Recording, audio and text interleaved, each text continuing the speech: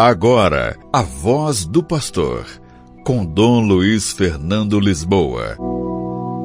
Louvado seja nosso Senhor Jesus Cristo, para sempre seja louvado. Queridos irmãos e irmãs, hoje, dia 8 de agosto, tenho a alegria de dizer que nesse domingo estive em Bom Jesus do Norte, onde estava acontecendo o encontro diocesano da juventude. Foi um momento muito rico e muito bonito para a nossa diocese, para mim pessoalmente, que pude estar lá com os jovens. Celebrei com toda a comunidade e com a juventude a missa das 9 horas da manhã. Estavam mais ou menos 180 jovens das várias paróquias da nossa diocese. Praticamente todos os regionais havia jovens representando as suas paróquias e os seus regionais. Me pareceu, por tudo aquilo que eu ouvi, conversei com os próprios jovens, conversei com o assessor diocesano, conversei com a comissão diocesana dos jovens, o encontro estava sendo muito bom,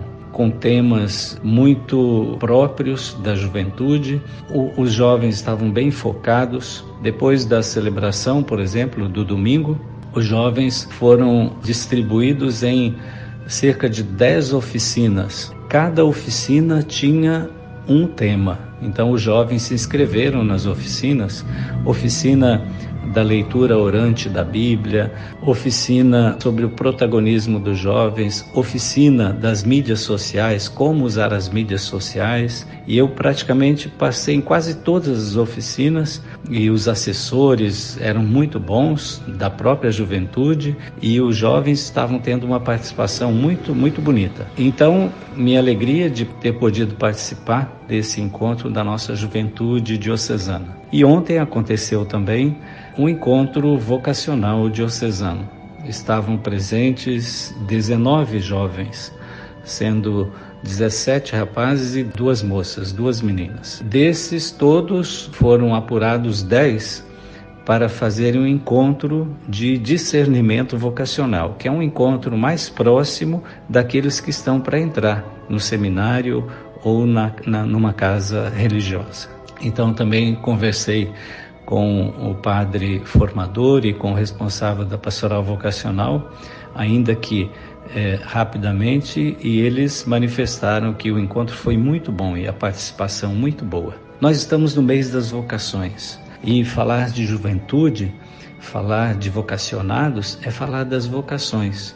Nesse mês, a Igreja no Brasil reflete sobre todas as vocações. O primeiro domingo, normalmente, é voltada para a vocação do padre, porque no dia 4 foi dia de São João Maria Vianney, que é o patrono, padroeiro de todos os padres. Então hoje eu gostaria de rapidamente falar sobre a vocação sacerdotal, que é um chamado de Deus, assim como as outras vocações também. A vocação sacerdotal é um chamado de Deus para alguns homens dentro do povo de Deus, para se tornarem um representante do sagrado, como a própria palavra já nos indica.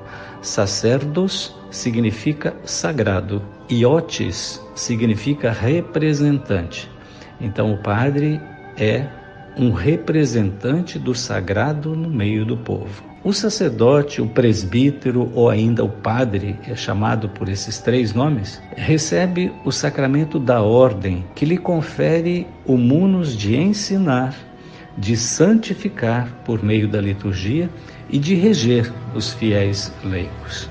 O padre, é claro que não é nenhum chefe, ele é um ministro ordenado para ajudar a conduzir o povo de Deus, mas ele faz parte desse povo. No Antigo Testamento, o sacerdote era aquele que coordenava o culto e que oferecia sacrifícios de animais buscando o perdão divino.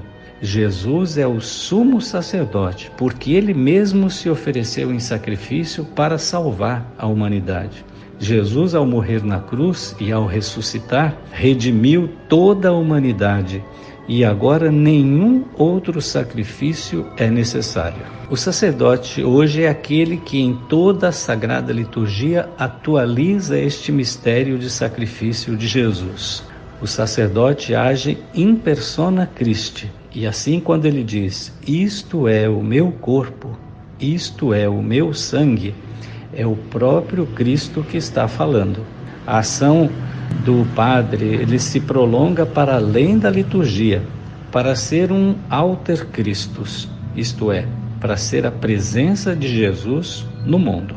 São Pedro, lá em sua primeira carta, ele, dirigindo-se aos anciãos, ele escreve assim: sede pastores do rebanho de Deus, confiado a vós, cuidai dele, não por coação, mas de coração generoso, não por torpe ganância, mas livremente, não como dominadores daqueles que vos foram confiados, mas antes como modelos do rebanho. Está lá na primeira carta de Pedro, capítulo 5, versículos 2 e 3. O padre não apenas administra uma organização religiosa no âmbito pastoral e econômico, mas, sobretudo, ele alimenta e anima cada pessoa da comunidade ao ser essa presença de Cristo por meio de suas palavras e principalmente por meio de suas ações. Então, procuremos unir-nos aos padres das nossas comunidades, das nossas paróquias, rezar por eles, considerá-los como irmãos mais velhos que temos, como parte do povo de Deus. E nós, como povo de Deus, precisamos apoiar-nos uns aos outros. Que haja entre nós, nas nossas comunidades, mais vocações religiosas, para que o povo possa ser bem servido, bem orientado, através de bons pastores. Rezemos pelos nossos padres, sempre, não só no dia do padre, não só no primeiro domingo de agosto, rezemos sempre. Então, mais uma vez, um grande abraço de parabéns a todos os nossos padres. Quem não conseguiu cumprimentá-los no primeiro domingo ou no dia 4 de agosto, cumprimente depois, não tem problema que seja atrasado. Um grande abraço a todos e fica aqui a minha bênção. O Senhor esteja convosco, Ele está no meio de nós.